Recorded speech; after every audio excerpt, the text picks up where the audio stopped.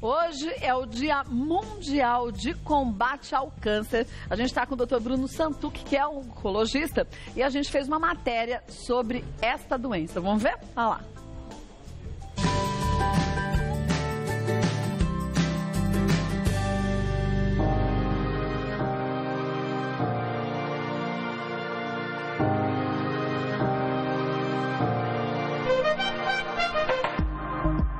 O câncer é uma doença que atinge um grande número de pessoas todos os anos. Ele invade e destrói os tecidos e, através de um processo chamado de metástase, pode se espalhar pelas mais variadas partes do corpo. Hoje, dia 8 de abril, acontece o Dia Mundial do Combate ao Câncer, onde diversos países ao redor do mundo fazem campanhas de conscientização para a prevenção da doença. Além disso, é um convite à reflexão sobre o que podemos fazer para melhorar o acesso ao diagnóstico e tratamento.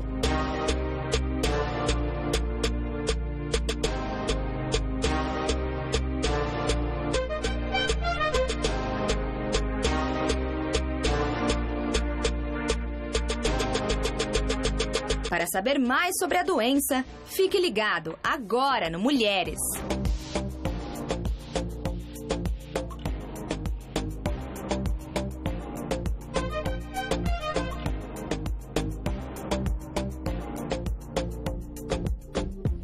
E hoje um dia tão importante, porque quando a gente fala em câncer, a gente fala, na verdade, num conjunto de doenças, não é? Exatamente.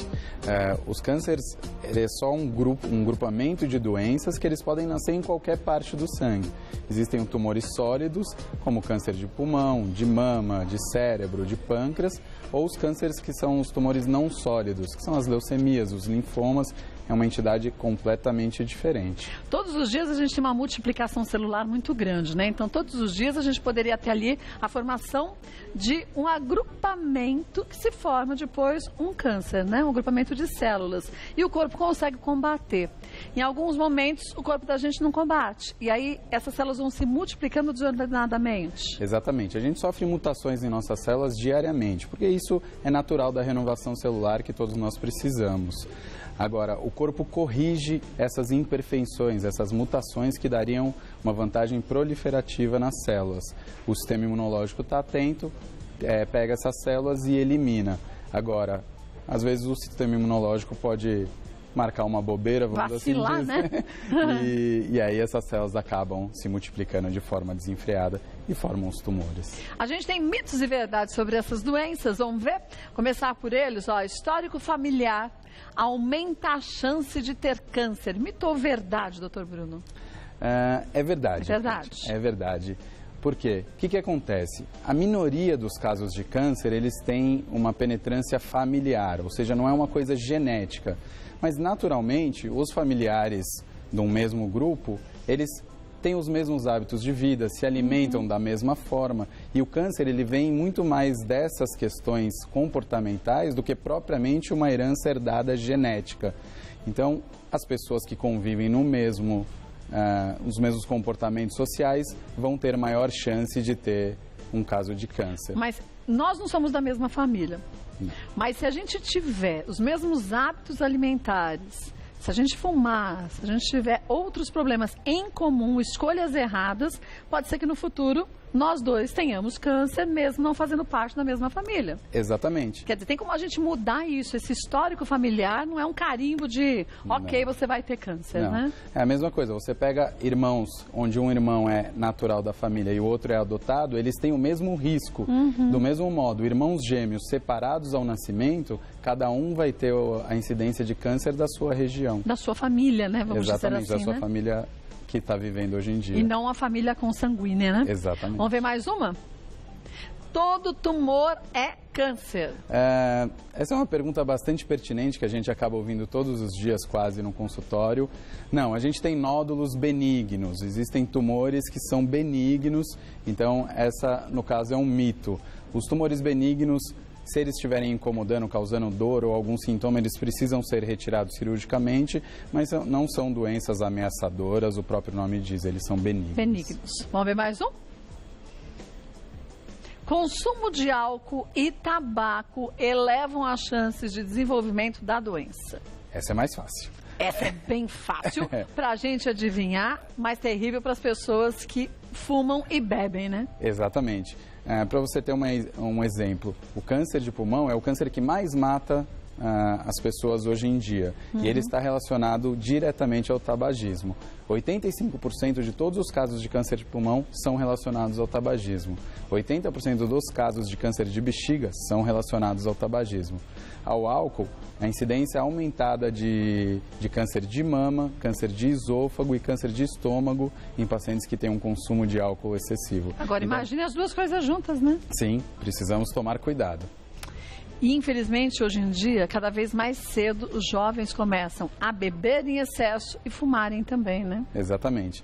E isso é uma coisa muito interessante que a gente precisa combater, que é a prevenção primária. Ou seja, você evita o fator de risco para essa doença não nascer. Isso é muito mais lógico do que você, a partir do momento que diagnostica uma doença, ter que tratar, quimioterapia, cirurgia, radioterapia. Então, você evita todo esse problema se você age na base. Agora, não vamos esquecer, gente, que tem muita gente favorável à liberação da maconha, né? E também a gente sabe que a maconha de hoje é diferente do que foi a maconha no passado.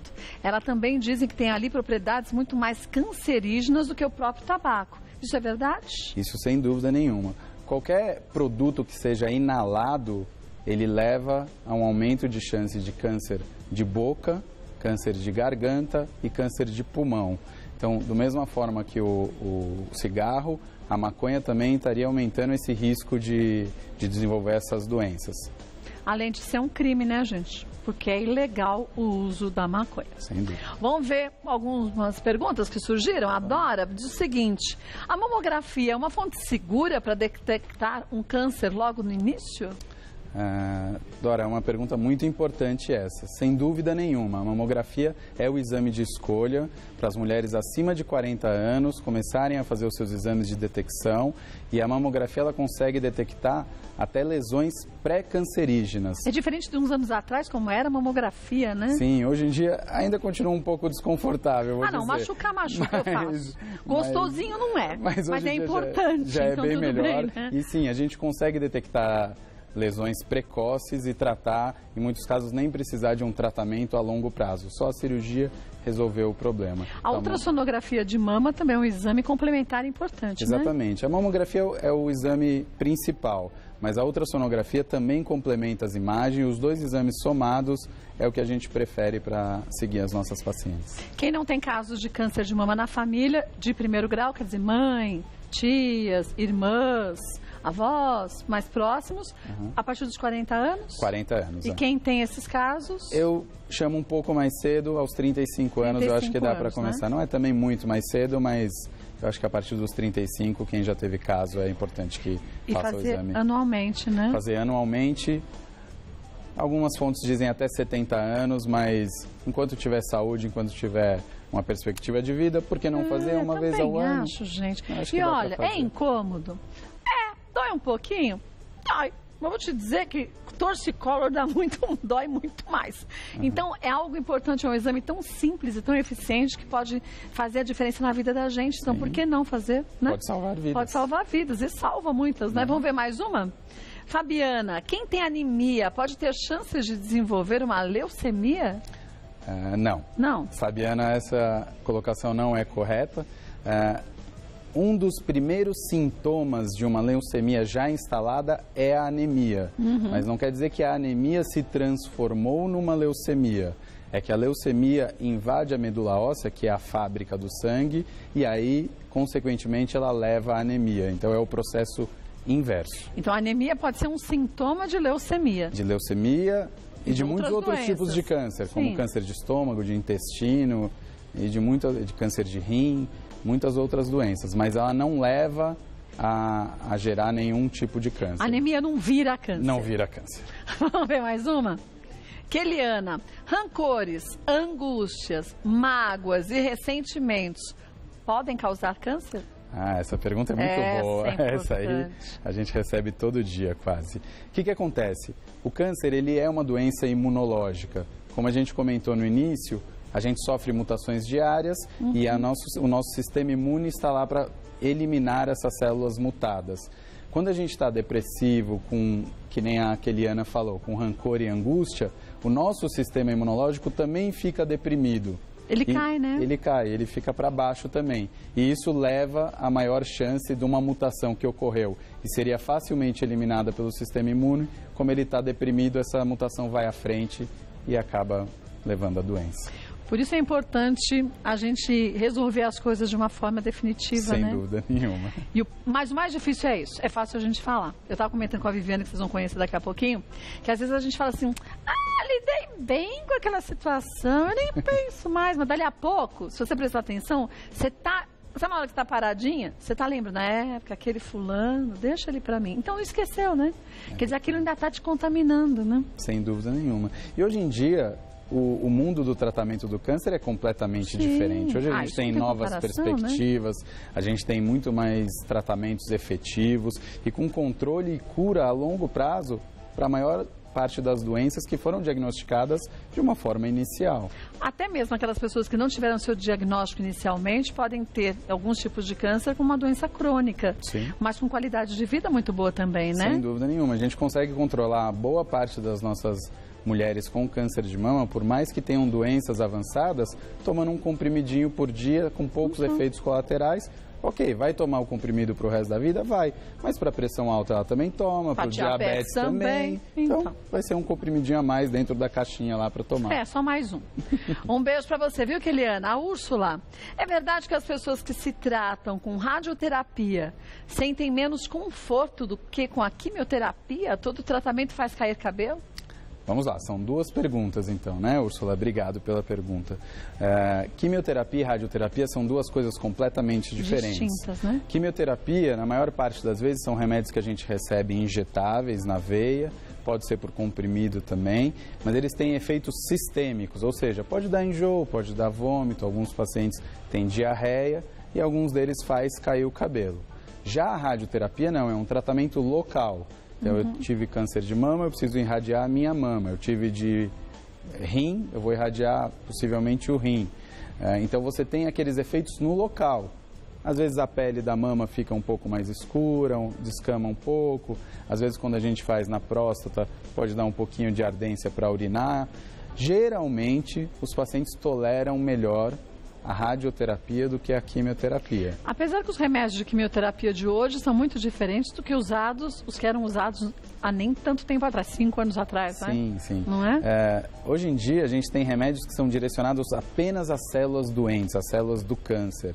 Antigamente, as quimioterapias, elas agiam tanto nas células boas quanto nas células ruins. Mas a pessoa ficava com 0 de imunidade, né? Isso, muitas vezes sim. Hoje, com os tratamentos biológicos, a gente consegue selecionar um remédio que vai direto na célula do câncer e com muito menos efeito colateral. Por isso que, às vezes, a indicação do médico é fazer a quimioterapia antes de uma cirurgia, para se ter um bom resultado, depois faz a cirurgia e se mantém uma outra bateria de quimioterapias, né? Exatamente. A quimioterapia é muito efetiva na redução do volume de doença. E aí o cirurgião vai para uma cirurgia de menor porte, muito mais confortável e seguro para o paciente. Só complementando a Úrsula, todo tratamento faz cair o cabelo? Não. A gente tem listado hoje em dia mais do que 100 quimioterapias disponíveis para usar para as mais diversas doenças. Algumas delas têm como efeito colateral fazer cair os cabelos. Outra, mais enjoo. Outra, diarreia. Então, cada quimioterapia, dependendo do motivo que você precisa dela, vai dar um efeito colateral diferente. E cada pessoa reage também a esse medicamento de uma forma distinta, Exatamente, né? Kátia, você sabe, ninguém é igual a ninguém. Não, ainda bem, né? A gente era tudo um bandinho de robô, né? Não ia dar certo. Então, cada um reage de uma forma. Às vezes, com o mesmo remédio, alguns fazem cair o cabelo e outros não.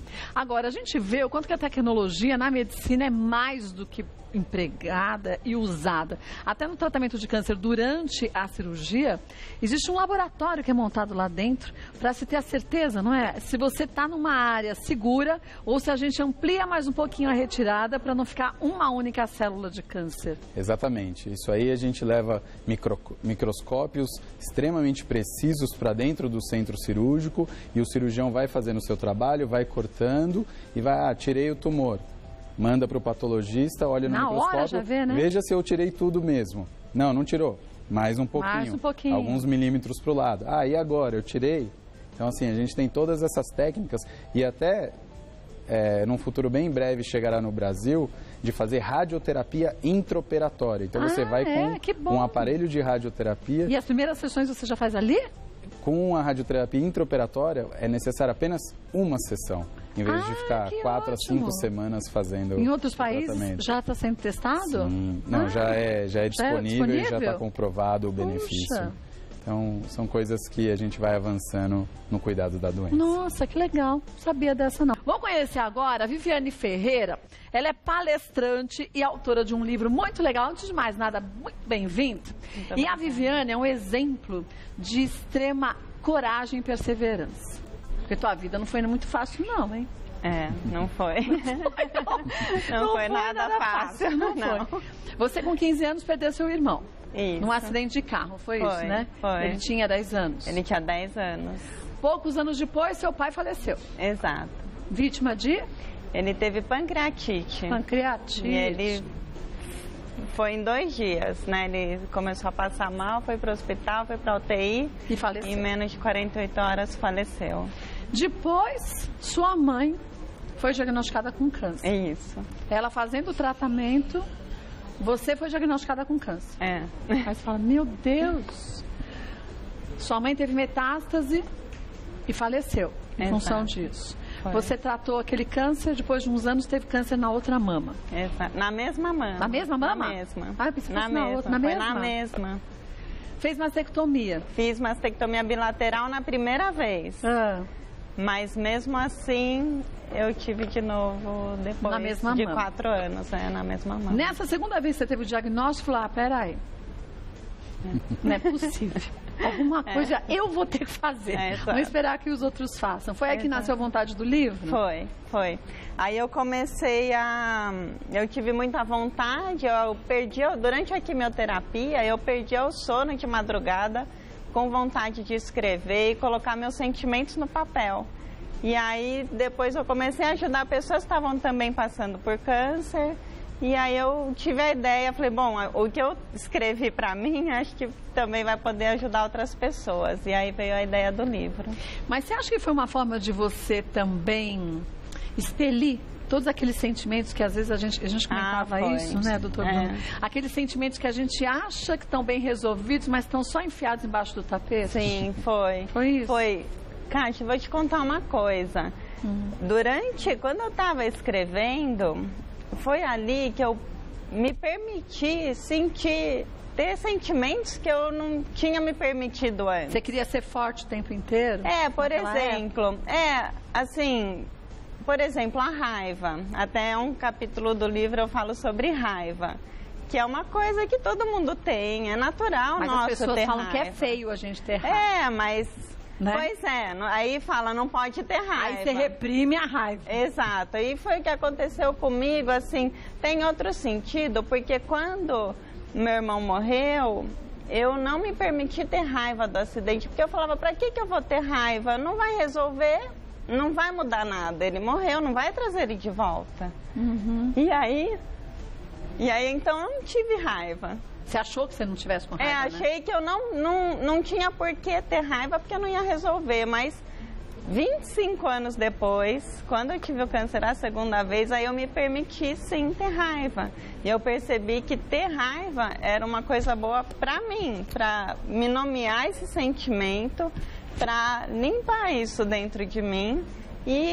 E aí, definitivamente, eu aprendi aquilo que todo mundo fala, mas você tem que usar a energia da raiva para te trazer coisas positivas, impulsionar para coisas positivas na vida. Gente, eu ficava pensando nisso, como que faz isso, anos pensando nisso.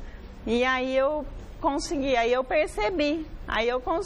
realmente me permitir ter raiva dele ter morrido, ter raiva do acidente ter acontecido na minha vida, na minha família, né, de tudo aquilo ter acontecido. Escrevi sobre essa raiva e aí me veio uma grande força de realmente continuar o livro, escrever esse livro e ajudar pessoas que passavam pela mesma coisa. E aí a gente começa a ver que, embora cada um de uma classe social diferente, com um nível cultural diferente, os problemas e as dúvidas são sempre as mesmas. Sim. Daí o doutor Bruno sabe melhor do que a gente o quanto que é importante esses grupos de ajuda, porque eu posso falar o que eu acho se eu não tiver a doença, mas quem teve sabe na prática o que é aquilo. Sim, e falar sobre isso é muito positivo. Ou seja, comentar sobre sentimentos desagradáveis, sobre raiva, sobre angústia, sobre medo, que todo diagnóstico desse tipo gera um pouco de medo no início. Então, falar sobre isso, compartilhar situações, é espetacular o que a Viviane faz com o livro, entendeu? Ajuda outras pessoas a passar por isso de uma forma não fácil, porque nunca vai ser fácil, não, diagnóstico mas de uma forma um pouco menos pesada. Eu acho que tendo a oportunidade de enxergar, tá bom, essa situação eu inicialmente não posso mudar, mas posso mudar daqui para frente o que eu quero para mim. E aí a gente vê, e aí eu conheço tanta gente, tantos relatos de pessoas que depois de uma doença como essa, ou outras doenças consideradas muito sérias, falar, peraí, eu não vou mais ser infeliz. Então se estava mal no casamento, separa. Se queria ter um filho, não pode ter, adota. Mas resolve as coisas de uma forma mais prática, tirando mesmo aquilo que te magoa do caminho, né? Eu acho que comentar sobre coisas ruins faz nos crescer como ser humano. Você consegue resolver situações que estavam engasgadas há um tempo grande. E por isso também que os pacientes, pelo menos os meus pacientes, eles são estimulados aí no apoio psicológico, participar de grupos, ler livros, blogs de pessoas que passaram por isso. Hoje em dia, com a internet, a gente tem à disposição aproxima as pessoas do mundo, né? Exatamente. Então, isso é muito positivo. Às vezes as pessoas perguntam, por que você fez oncologia? Tratar o câncer é uma doença tão ruim. Eu aprendo todos os dias com os meus pacientes. Cada paciente tem uma lição para dar para a gente. A gente acha troca, que às vezes sabe muita coisa, mas a gente vê que não sabe nada. É verdade. Isso que você falou é muito interessante, porque em começo de fevereiro eu tive numa reunião em que éramos umas 30 mulheres, todas tiveram câncer, a maioria de mama, e o resumo da reunião foi exatamente esse. No final, uma delas falou, eu queria que quem não teve câncer pudesse aprender o que a gente aprende com câncer. Sim. E é uma troca de aprendizado importante. Exatamente. Né? E hoje a ciência, ela estudou a medicina, principalmente lá nos Estados Unidos, tem estudos que chamam isso de crescimento pós-traumático, que é um crescimento enorme que a gente tem depois de passar por um trauma, seja uma perda, uma doença grave, um divórcio. Muito difícil, né? Exato. Então, é esse crescimento pós-traumático. E o que muitas pessoas não entendem, até, acho que principalmente assim, no ambiente de trabalho ou os amigos, não entendem o tanto que aquela pessoa aprendeu com aquela experiência. E que não é que tá amarga, é aprendizado, é outra coisa, né? E que ela tem para ensinar e que ela se tornou uma pessoa melhor, muitas vezes, depois daquilo tudo. E que às vezes, para algumas pessoas, elas podem achar que é uma pessoa menos tolerante, mas é uma pessoa que se respeita mais a partir daí. Exato. Né? E muitas vezes se conhece mais. Se conhece, começa a perceber as sensações sutis do corpo, de quando algo não está legal, quando você não está bem com você mesma, né? Exato. Posso mostrar o livro? Lógico. Olha, a Viviane Ferreira fez Vivificar, superando o imponderável. Isso daqui, gente, não é só para quem tem um diagnóstico de câncer. Sabe aquele momento da vida que todo mundo passa? Com doença ou sem doença, você fala, peraí, quem sou eu nesse universo? E aí você começa a ver o quanto que algumas situações aqui a gente nem viveu diretamente, né, com a doença, mas a gente viveu de uma outra forma por outros problemas. Então vê quem é mais forte. A gente é mais forte que a doença que toma conta de si para a gente é não aceitar a doença como pronto, uma questão que você não pode modificar, né, Vivi? Sim, exatamente. Quem quiser o livro, você tem um contato? Tem site? No meu site, é www.vivianeferreira.com. Lá tem uma aba de livros e lá tem um canal para você poder comprar né? o tem livro e tem nas livrarias. Tudo, né? Tem.